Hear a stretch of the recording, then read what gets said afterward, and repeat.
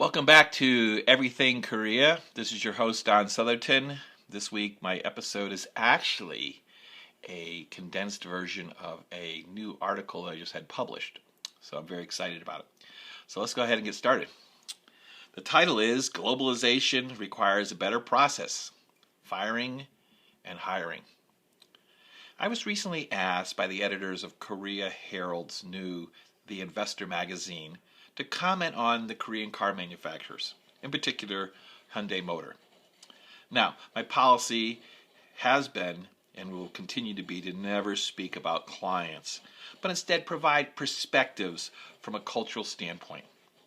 Now, I'd like to share in a condensed form, as well as with an epilogue, this guest contributor article that was titled, New Considerations Loom as Korean Car Brands Strive to Become More Global. And there's a link embedded in here, and you can go in and visit that.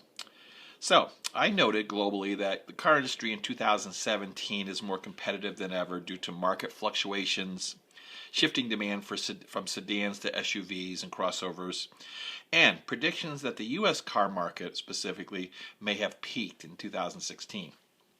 Now, according to the Detroit Free Press, on average, the three industry forecasts by Kelley Blue Book, Edmunds, and LMC Automotive predict that overall U.S. car sales are expected to fall about 1.7%. Now, that said, the Korean car brands have done exceedingly well on a global scale. I see this trend continuing as the Korean OEMs, which is the original equipment manufacturers, seek out top talent and adapt to changing conditions, even in an era of Trump protectionism. Now, while their successes continue, there are issues, some of which are rooted in culture, that can be a hindrance to the realization of full potential. Now, for example, in regard to talent, the abrupt dismissal and firing of a Korean carmaker's top Western executive can draw considerable attention in the local markets, media, and industry. Now, sources say these sudden departures are most often due to the failure to meet sales goals set by the headquarters in Korea. But what's behind these departures may very well be the real story of interest.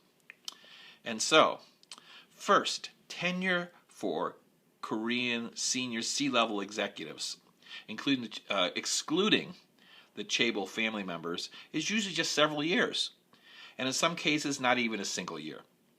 The career path for long-term Korean employees is to continually move up the hierarchy in a narrowing pyramid, with fewer and fewer advancing to those higher levels. Now, even then, Chosun Ilbo, which is one of the Korean major newspapers, noted that only 1 in 115 staff are likely to rise into a management position. This was according to a study of 184 listed subsidiaries of the top conglomerates.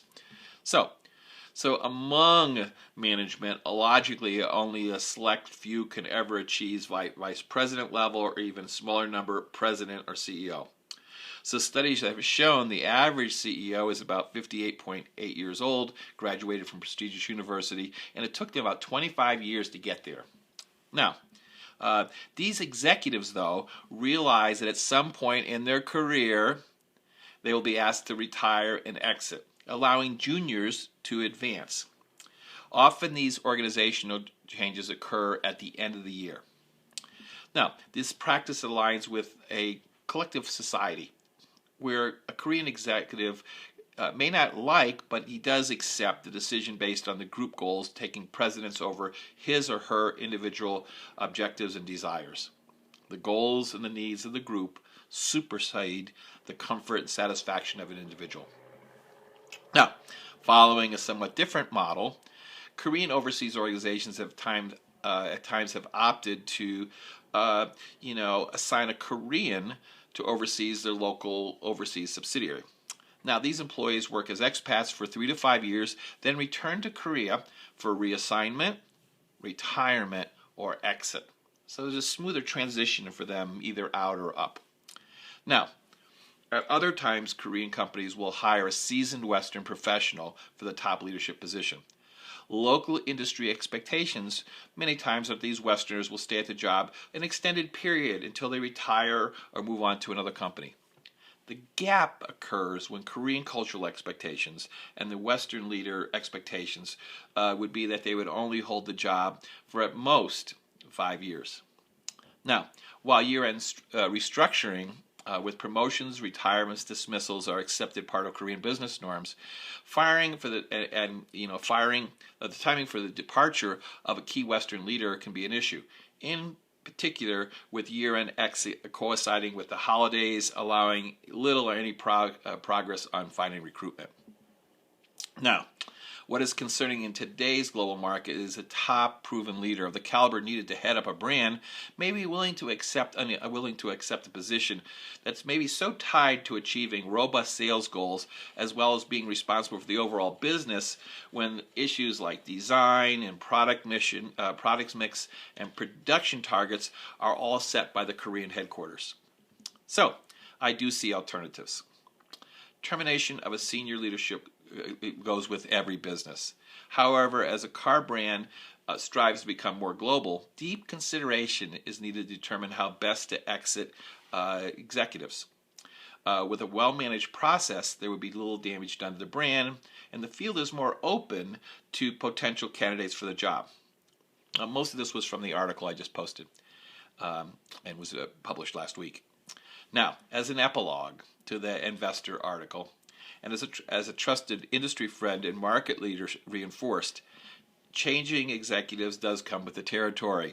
Nevertheless, as we've seen in the case of American CEOs from John Mendel at Honda, Jim O'Sullivan at Mazda, Jim Press at Toyota, and most recently, Nissan's Carlos Ghosn, stepping down from the role of CEO, there is a success model that could be followed that's a well-crafted exit and notice such as retiring, leaving for family reasons, resigning for other reasons. These reduce the negative press and promote a more balanced, attractive workplace. Questions and comments? I'm always here for you. Please feel free to respond back. So until next time, this is Don Southerton wishing you all the best. Take care.